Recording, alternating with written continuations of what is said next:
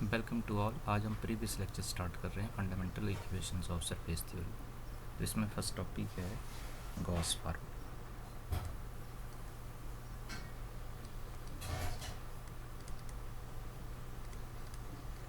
Gauss फार्मूले या Gauss formula for three vectors R11, R12, R22। These are the three vectors.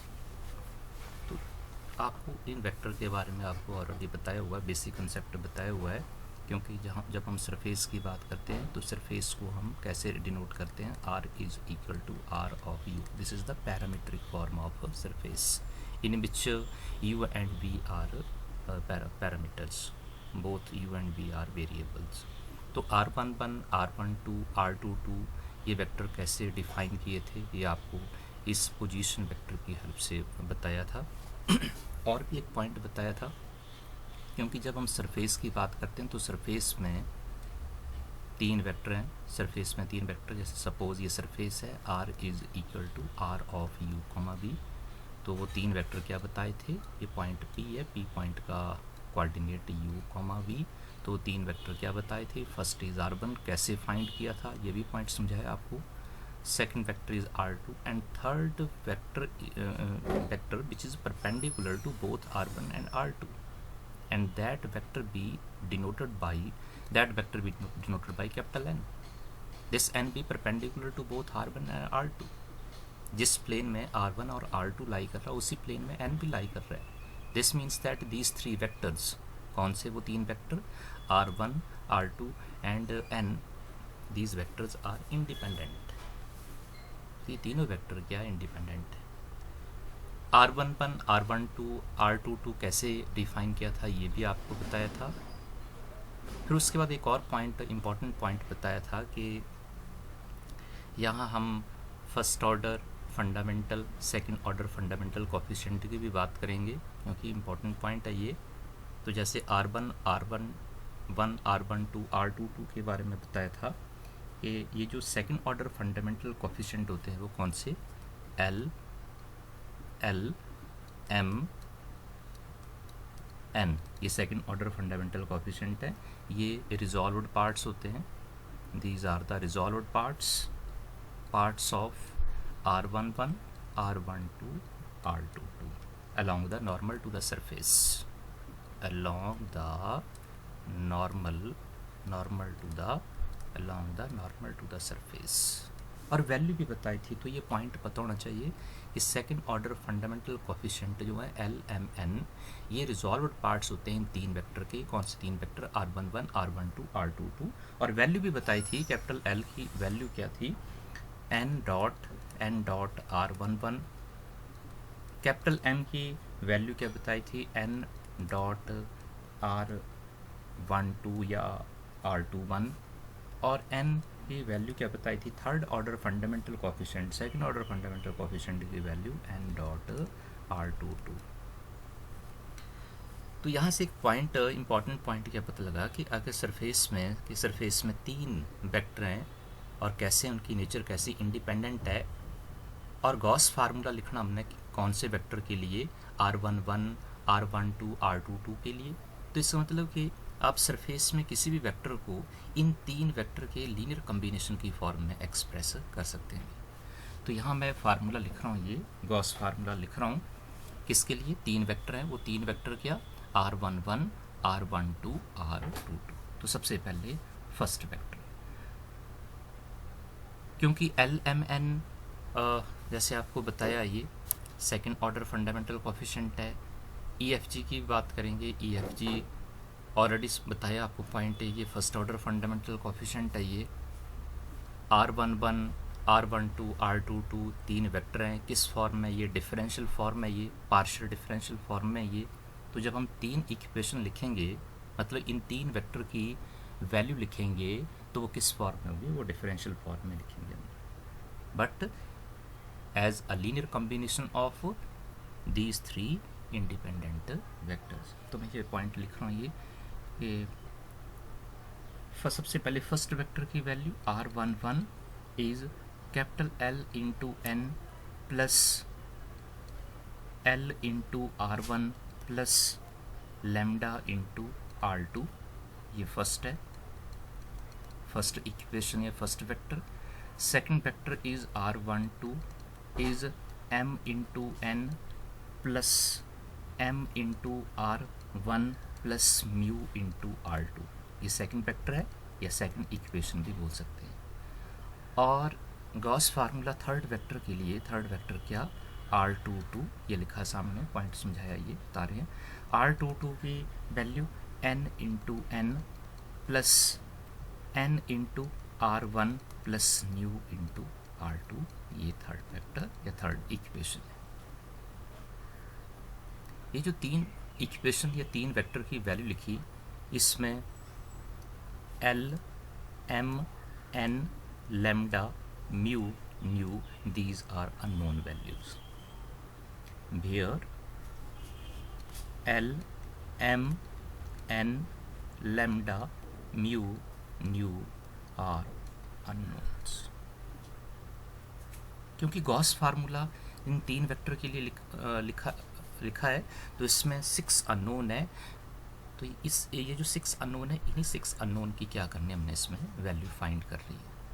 और ये value कैसे फाइंड करेंगे, तो सबसे पहले जैसे इसमें बताया कि ये जो तीन वेक्टर लिखे, इसमें 6 अननोन है, और इन 6 अननोन को हम क्या बोलते हैं, गॉस कोफिशिएंट बोलते हैं। क्योंकि गॉस फार्मूला तीन वेक्टर के लिए, ये गॉस फार्मूला है, these three equation represents Gauss formula.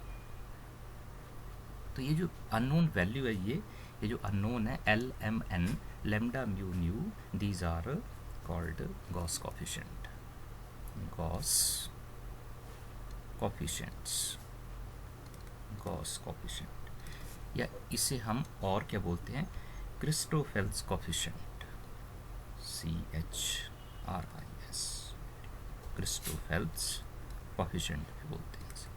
ये जो 6 अननोन है, इन 6 अननोन को क्रिस्टोफेल्स कोफिशिएंट भी बोलते हैं या सिंबल भी बोलते हैं, सिंबल्स। तो ये जो 6 अननोन है जिसे हमने इवेल्युएट करना है, ये 6 अननोन जो है ये फंक्शन होते हैं। These 6 unknown L, M, N, lambda, mu, nu are functions. ये जो 6 अननोन है, ये क्या क्या होते हैं, ये फंक्शंस होते हैं। अब जब फंक्शन की बात है, ये किसी न किसी वेरिएबल पर डिपेंड होंगे, तो ये किसके ऊपर डिपेंड होंगे, ये पहले पॉइंट बता रहे हैं ये। और सूटेबल फंक्शन, और suitable functions of E, F, G and their partial derivatives क्योंकि सरफेस की बात कर रहे हैं, तो सरफेस में जब हम डिफरेंशिएशन, पार्शियल डिफरेंशिएशन की बात करेंगे, तो सरफेस में 2 ही पैरामीटर होते हैं। वो 2 पैरामीटर क्या, 2 वेरिएबल क्या, u और v है। Partial derivatives with respect to u, v। तो ये जो 6 अननोन है जिसे इवेल्युएट करना, ये किसके ऊपर डिपेंड है, E, F और G। मतलब इनकी वैल्यू जो E, F, G की फॉर्म में आएगी। और E, F, G के बारे में पॉइंट आपको ऑलरेडी पता ही है, क्योंकि डिफरेंशिएशन इन्वॉल्व है, तो यहाँ differentiation partial derivative with respect to u and v। तो ये जो इक्वेशन लिखी, गॉस फार्मूला लिखा 3 वेक्टर के लिए, ये जो पॉइंट लिखा इस गॉस फार्मूले में, वो हम कैसे डिफाइन करेंगे। तो डिफाइन करने के लिए क्या करना पड़ेगा, इसमें हमें इन 6 अननोन को हमें सॉल्व करना पड़ेगा, वैल्यू फाइंड करनी पड़ेगी। तो मैं ये आगे पॉइंट लिख रहा हूँ कि ये जो फर्स्ट और सेकंड, थर्ड इक्वेशन लिखी, या 3 वेक्टर की वैल्यू लिखी, ये equations 1, first, second, third are known as Gauss equations,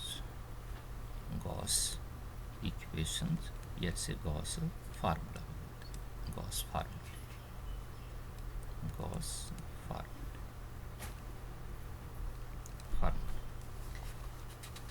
अब जैसे आपको बताया इसमें कि गॉस फार्मूला क्या, ये जो 3 इक्वेशन, 3 वेक्टर की वैल्यू की, यही Gauss formula, these 3 equation represents Gauss formula. तो डिफाइन क्या करना है इसमें, तो आपको ये पॉइंट बता दिया कि गॉस फार्मूले में 6 अननोन है, तो इन 6 अननोन की वैल्यू फाइंड करनी है। तो वैल्यू कैसे फाइंड करेंगे, तो सबसे पहले फर्स्ट इक्वेशन कंसिडर कर रहे हैं। फर्स्ट इक्वेशन क्या, सिंस फर्स्ट इक्वेशन है आर, फर्स्ट इक्वेशन मतलब फर्स्ट गॉस फार्मूला सबसे पहले लिखा फर्स्ट वेक्टर के लिए R11 क्या, L into N plus L into R1 plus lambda into R2, ये फर्स्ट इक्वेशन है। तो L सबसे पहले फर्स्ट इक्वेशन में दो अननोन है L और लैम्डा, L और लैम्डा की वैल्यू कैसे इवेल्युएट करेंगे, तो जैसे आपको बताया कि सरफेस में 3 वेक्टर हैं विच आर इंडिपेंडेंट, पर हम 2 वेक्टर कंसिडर करेंगे। कौन से वो 2 vector, lambda naught lambda, R1 and R2, ये पॉइंट बताया R1 एंड R2। तो क्या करेंगे इसमें, ये जो फर्स्ट इक्वेशन लिखी या फर्स्ट फार्मूला लिखा गॉस के लिए, इसके हम डॉट प्रोडक्ट फाइंड करेंगे या स्केलर प्रोडक्ट फाइंड करेंगे विद R1 एंड R2। तो next step is taking dot product या क्या बोलते हैं इसे, scalar product, taking dot product या scalar product of 1 with R1 R2 भी है। तो सबसे पहले first vector R1 dot R11 is R1 dot L into N plus small and L into R1 lambda into R2। Solve करते हैं, इसे dot product find करते हैं, तो R1 की dot product N R1 R2, क्योंकि N यूनिट नॉर्मल है, R1 और R2 वेक्टर हैं, L into N dot R1 लिख दो, चाहे R1 डॉट N लिख दो, plus L into R1 dot R1 plus lambda into R1 dot R2। ये आपको पता है, ये N dot R1 dot product of this two vector is 0 because N is perpendicular to R1 dot R1 square, और इसे हम किससे represent करते हैं, कैपिटल E से। R1 डॉट R2 इसे हम किससे डिनोट करते हैं, F से, फर्स्ट ऑर्डर फंडामेंटल कोफिशिएंट, ये आपको पता है। ये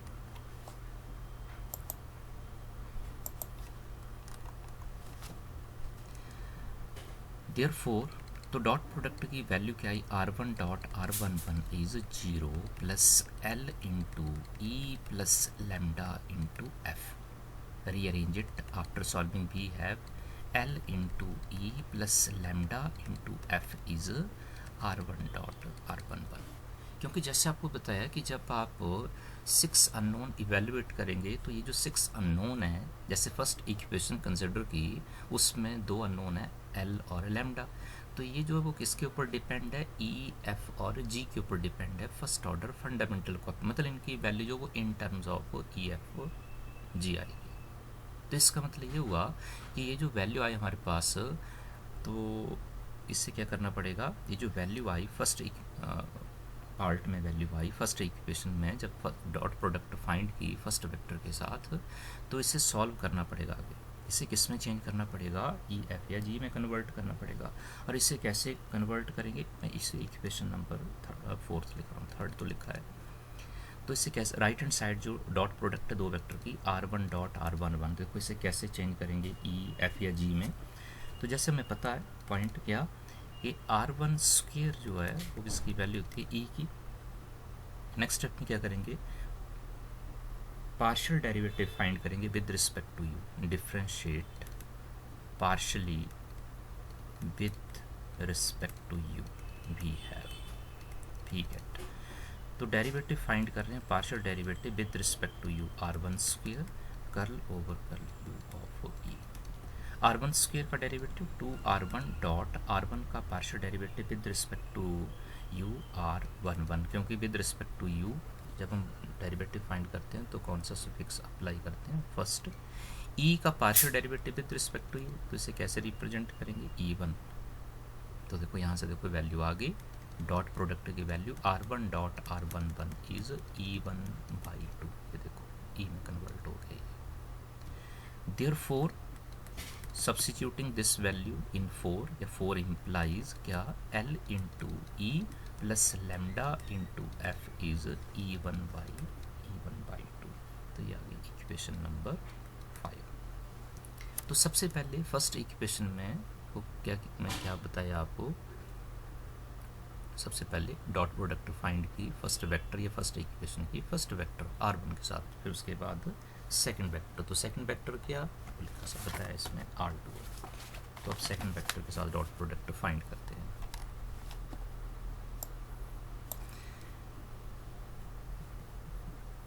Therefore, अब second vector R2 dot R11 this is equal to R2 dot LN plus LR1 plus lambda into R2। तो R2 की डॉट प्रोडक्ट भी इसके साथ वेक्टर के साथ होगा, तो वेक्टर क्या N R1 और थर्ड वेक्टर क्या R2 L into N dot R2 plus L into R2 dot R1 plus lambda into R2 dot R2.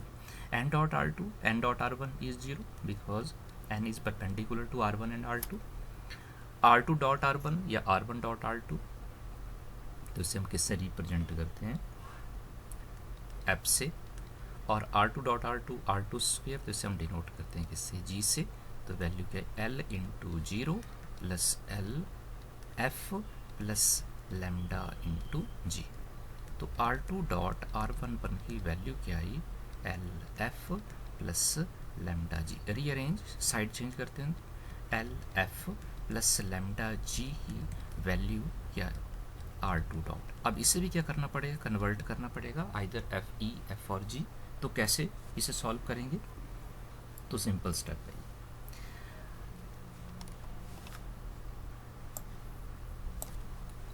देखो R2 इस डॉट प्रोडक्ट को हम कैसे सॉल्व कर रहे हैं, सिंपल स्टेप है, partial derivative with respect to U किसका, R1 डॉट R2 का। तो चेक कर सकते हैं, प्रोडक्ट रूल अप्लाई करेंगे, R1 डॉट R2 का partial derivative with respect to U R12 plus R1 का partial derivative with respect to U R11 dot R2। Check कर सकते हैं, यह आ गया R2 dot R2 dot R11। तो यहाँ एक्स्ट्रा टर्म क्या आ रही है, तो इस टर्म को आप बैलेंस कर दो। इस एक्सप्रेशन को बैलेंस करने के लिए क्या करना पड़ेगा, इसमें से आप R1 डॉट R12 सब्ट्रैक्ट कर दो, सिंपल। अब देखो R1 डॉट R2 को हम किससे डिनोट करते हैं, रिप्रेजेंट करते हैं first order fundamental coefficient F से, और F का partial derivative with respect to U को कैसे रिप्रेजेंट करेंगे, F1 माइनस, अब इसे भी चेंज करना पड़ेगा, either we can change this in E F और G। तो ये कैसे चेंज करना, तो इसे भी कैसे सॉल्व करेंगे, 1/2 into partial derivative with respect to U of R1 square. ये भी चेक कर सकते हैं, देखो आप पॉइंट, 1/2 R1 स्क्वेयर का partial derivative with respect to U, 2R1 dot R1 का partial derivative with respect to V R12। तो देखो 2 के साथ 2 कैंसिल, R1 डॉट R12, ये देखो ये टर्म आ गई, तो इसे ऐसे लिखा जा सकता है।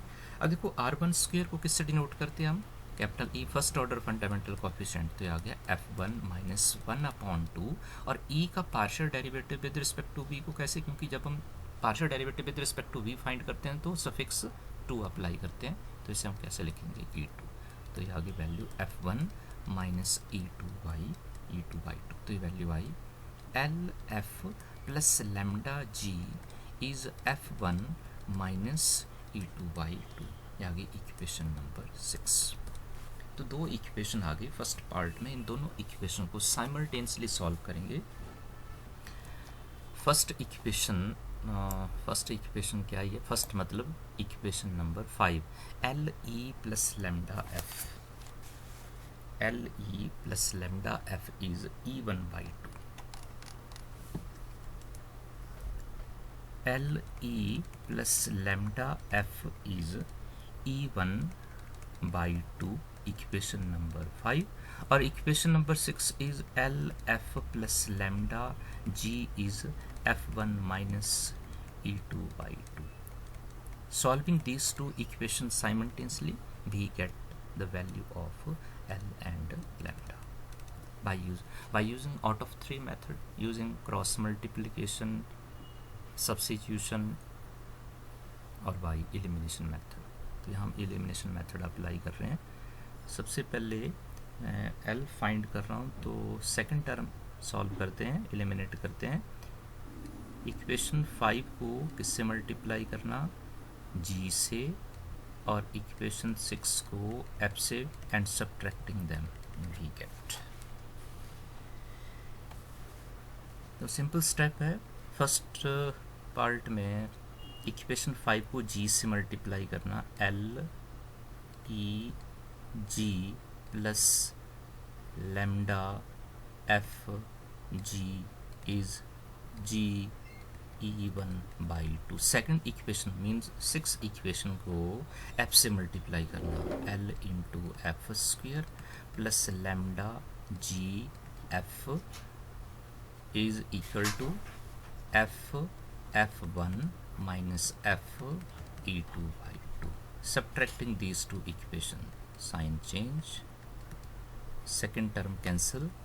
फर्स्ट इक्वेशन चेक करेंगे आप, फर्स्ट टर्म चेक करेंगे तो इसमें तो आप L कॉमन आएगा और ये आएगा E G minus F square. Right hand side GE1/2 minus F1 plus FE2/2। E G minus F square को, ये आपको पहले आर्टिकल में बताया हुआ है, इसे एच स्क्वेयर से डिनोट करते हैं। L into H square, this is equal to right hand side taking LCM, तो वैल्यू आएगी G E one minus 2FF1 plus FE2। तो यहाँ से आप L फाइंड कर सकते हैं dividing both side by H square, तो ये वैल्यू आ गई 1/2H square into GE1 minus 2FF1 plus F into, ये देखो ये फर्स्ट अननोन आ गया। सेकंड अननोन कैसे फाइंड करेंगे, वही सेम प्रोसीजर।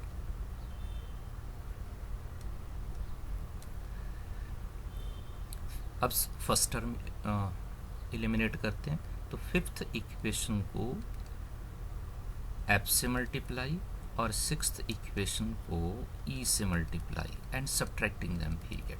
तो फर्स्ट फिफ्थ इक्वेशन को किससे मल्टीप्लाई, एफ से, L E F plus lambda into F square is FE1/2। Sixth equation को ई से multiply, L F E plus lambda G E is, E से multiply कर रहे हैं, ई F1 minus E2/2 and subtracting them. First term cancel, second term में lambda common, F square minus GE, right hand side solve करेंगे, FE1/2 minus EF1 plus E2/2।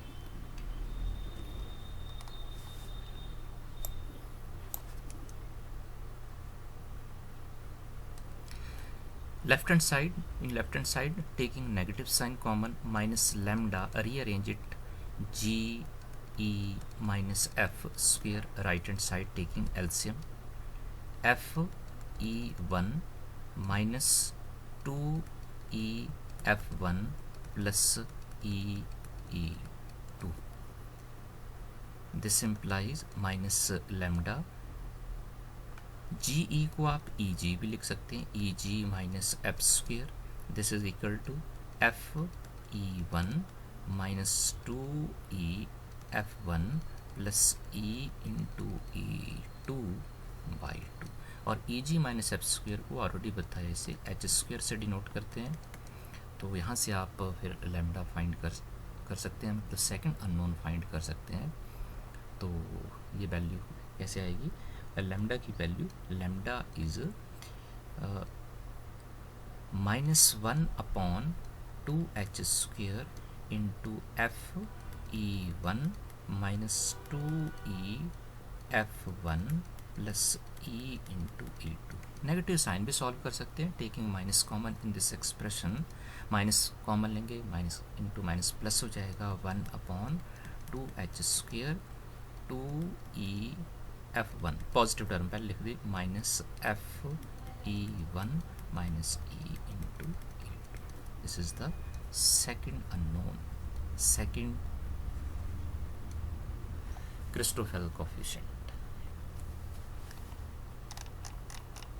तो सबसे पहले first equation consider की।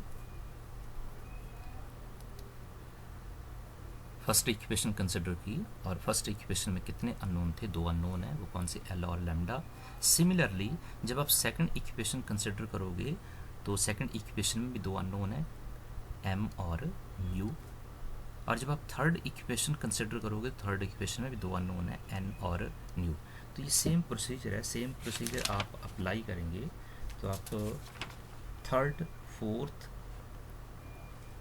फिफ्थ और सिक्स्थ अननोन, जैसे हम Gauss coefficient या क्रिस्टोफेल कोफिशिएंट बोलते हैं, इवेल्युएट कर सकते हैं। ये सिंपल आर्टिकल है।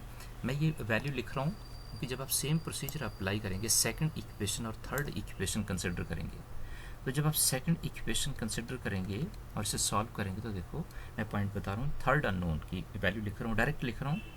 एम की देखो वैल्यू क्या आएगी? 1/2h² into GE2 minus FG1। Fourth unknown है म्यू, म्यू की value 1/2h² into EG1 minus F into E2। जब आप सेकंड इक्वेशन कंसिडर करेंगे तो सेकंड में 2 अननोन है, एम और म्यू। सिमिलरली जब आप last means third equation consider करेंगे तो उसमें 2 अननोन क्या बताएं, उसमें एन और न्यू। तो फर्स्ट अननोन की value 1/2h² to 2 into G into F2 minus G into G1 minus F into G2।